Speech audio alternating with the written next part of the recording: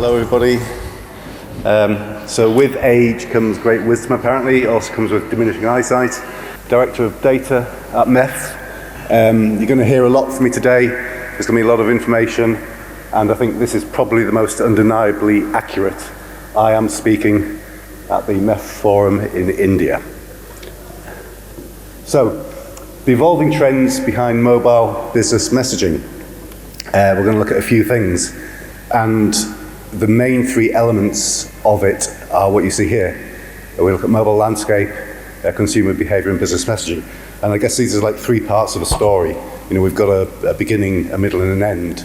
I'm not saying business messaging is the end of a story, it's often the beginning of another story. Oh, okay, thank you. But in terms of my time today, these are the three bits. So we start with mobile landscape. We cover 218 markets worldwide. We work with about 170 regulators. Today we'll be sort of focusing on what we're hearing from the TRAI. Consumer behavior, that's the biggest part of research that we do within MEF. It's been going for 11 years. We survey 11,000 people now across 17 markets. We'll be focusing on India and business messaging, which we'll come to finally. All of this information is going to be on our website. You don't need to know about that. But as members, you can see everything that you need to see. So let's start at the beginning, the mobile landscape. We've got 1.1 billion active SIMs in India at the end of 2024, up from around 997 million in 2019, so growth of 12%. There's 1.3 billion active handset SIMs in India. That's up about 7% from 955 million end of 2019. Now that growth in connections that you're seeing here is coming from handsets. 60% of the net adds are from handsets. The rest is primarily cellular M2M. So we have about 75 million new handset connections over the period. But if you look at what was happening with broadband connections, they're up 250 million over that same period. So from 615 million to about 865 million broadband handset SIMs at the end of last year. So growth in broadband connections is over 3 times, almost 3.5 times that of net new handset connections. So we're seeing a fairly sustainable shift now in how people are actually connecting with mobile. The market's dominated by the low-cost smartphone brands like Vivo, Xiaomi, Realme, Oppo. Then we've got the likes of what Jio Bharat's been doing, targeting the 2G user base with cheaper 4G offerings. And you can see from the market share why Jio is so important, but that trend is moving forward. So that's the mobile landscape. If we look at users, is it going? Oh yeah.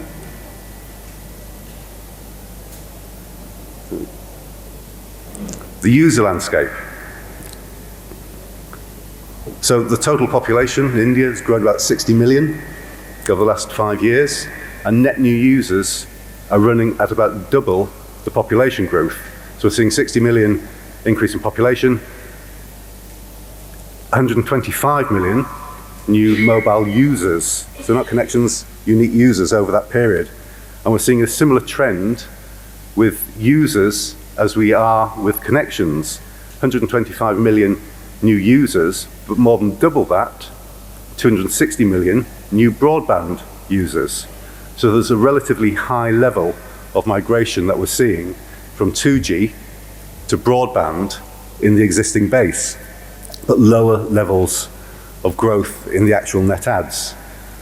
And roughly half of the population, you can see here, is still unconnected, no mobile phone.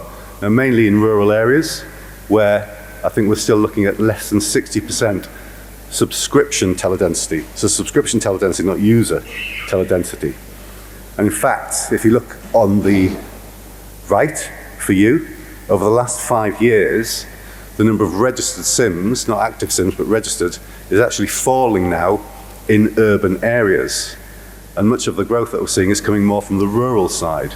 So December alone, I think 684,000 decrease in the number of SIMs in the metropolitan areas, but up about 2.6 million in the regional circles. So that doesn't necessarily mean that the number of users in metro areas is falling, just the number of SIMs that they're using.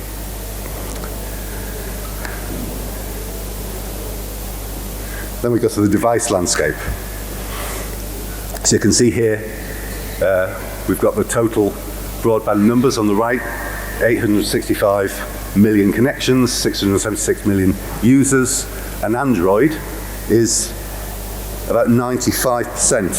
So we use a device tracking service, look at all the markets that we cover worldwide. Of the broadband connections, looking at about 95% penetration of Android at the end of 2024. That's the equivalent of 823 million connections, about 650 million users. Now, if we go down a level into RCS, what that means is, in terms of the Google Mobile Services handsets, the GMS-capable handsets, about 97% of Android is GMS reachable. So GMS, not the forked version.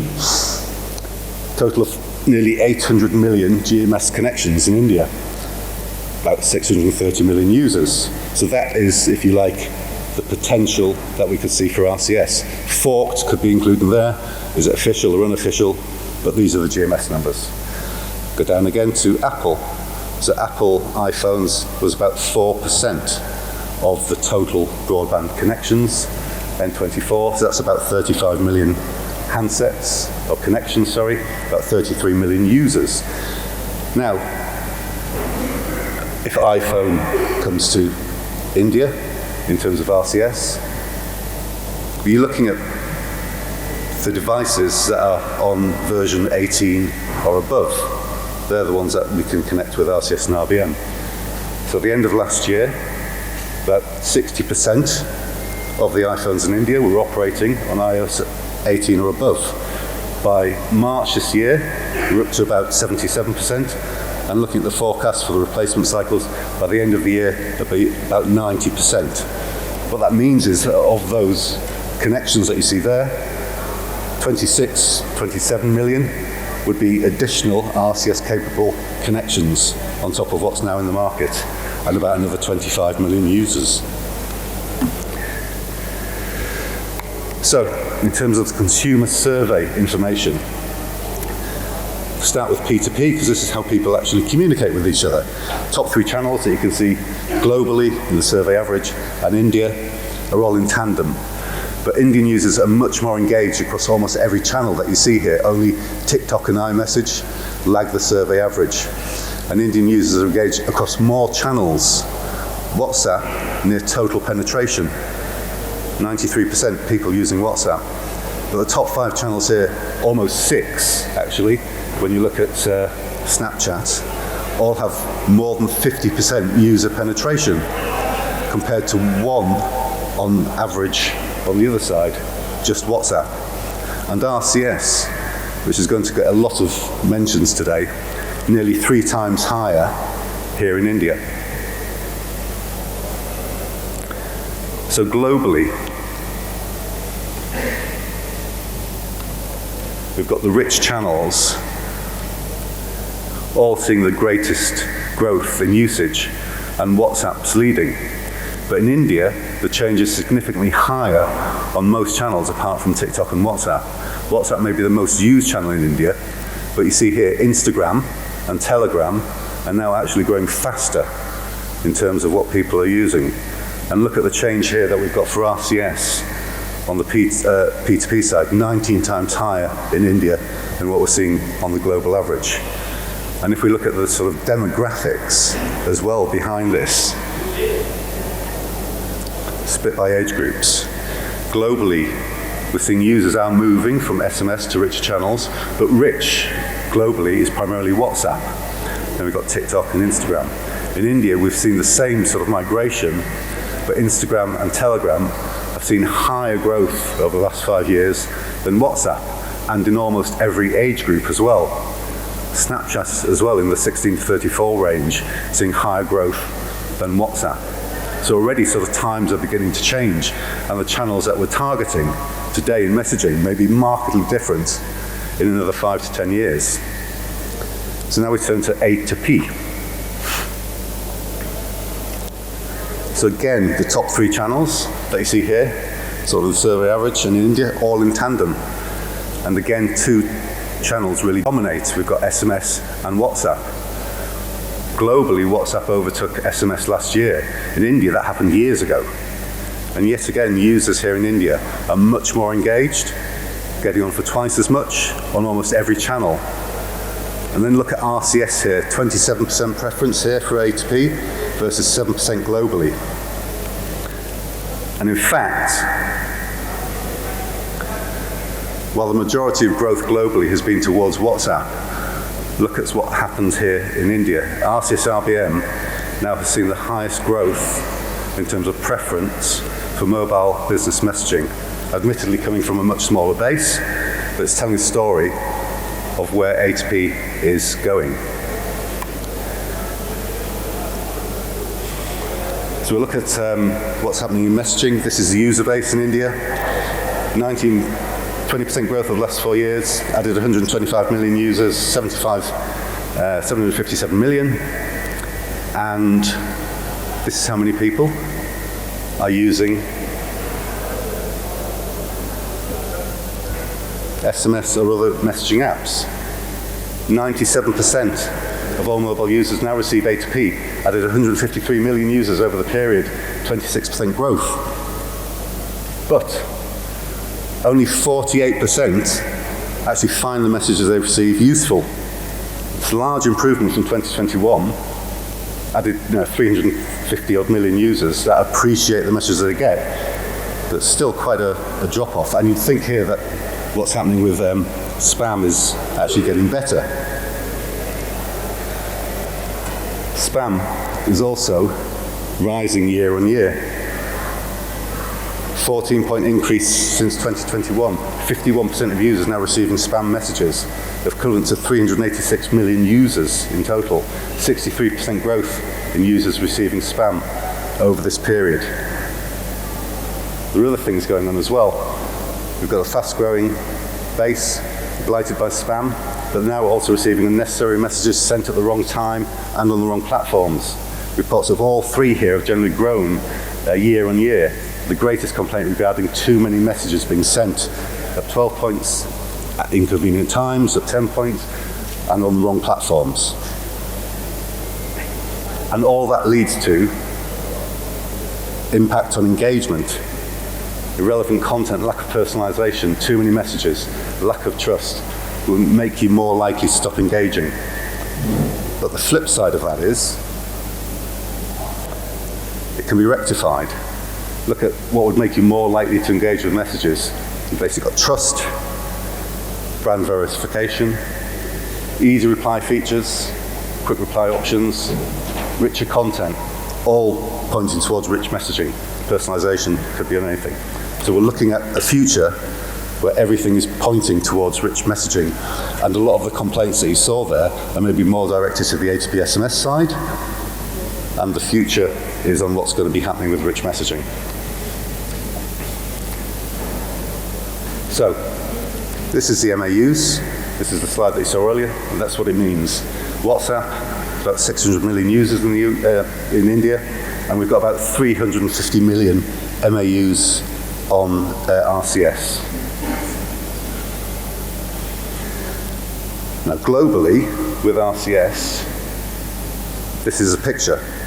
So of all the markets we cover, of all of the live MNOs, there were 663 MNOs at the end of last year, 123 with RBM from Google, about 11 with others, 529. 80% of the MNO population doesn't have RCS or RBM. They're still just using HTTP SMS. If you look at user reach on the other side here, we've got mobile users, SMS users, about 5.7 billion. RCS is about 2.3. With RBM, it's about 72% of that. So the 20% of MNOs that are actually using RCS are doing a lot of the heavy lifting here in terms of reach.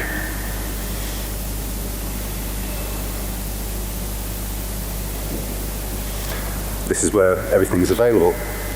Look at sort of lighthouse markets, I think that's what Google calls them. We've got 24 markets where all MNOs have launched RBM, or I guessed it.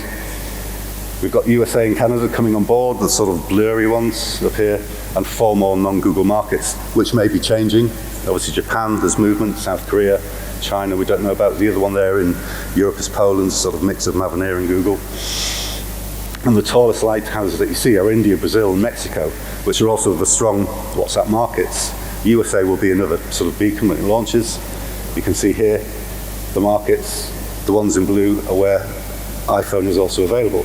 Then you've got 30 other markets that have RBM with 1 or 2 operators offering. But what about traffic? This is what we're seeing in terms of traffic. There's basically 2 markets. You've got India and you've got Brazil. Now, in MEF, we have a working group. It's been going for 2 years now. It started off with basic messaging. It wasn't necessary in India. You bypass that, but it works very well in Brazil.